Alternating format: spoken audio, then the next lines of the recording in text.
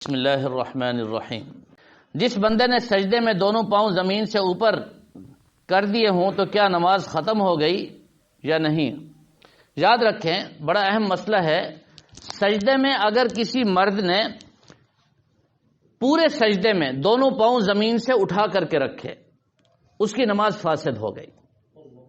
اور اگر زمین پر ٹکائے اور تھوڑی دیر کسی وقت انجانے میں یا جیسے بھی پاؤں زمین سے اٹھ گئے تو اس صورت میں نماز فاسد نہیں ہوتی، نماز ہو جاتی ہے، لیکن اچھا نہیں ہے، کراہت ہے اس میں۔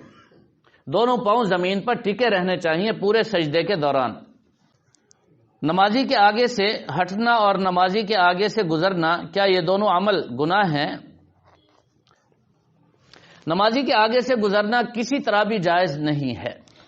اور اگر آپ آگے نماز پڑھ رہے تھے، جب آپ کھڑے ہوئے تو پیچھے کوئی ساتھی نماز پڑھ رہے تھے تو آپ ایک طرف ہٹ گئے، کوئی حرج نہیں، گنجائش ہے اس کی۔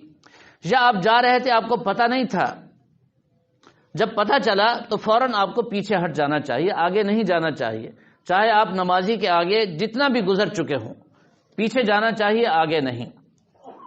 حدیث شریف میں آتا ہے اگر اس کا وبال اور گناہ معلوم ہو جائے تو ایک روایت میں آتا ہے 40 سال تک یہ رکا رہے، نمازی کے آگے سے نہ گزرے۔ اتنا سخت وعید ہے، اتنا سخت سزا ہے اس کی، تو اس میں بڑی احتیاط چاہیے۔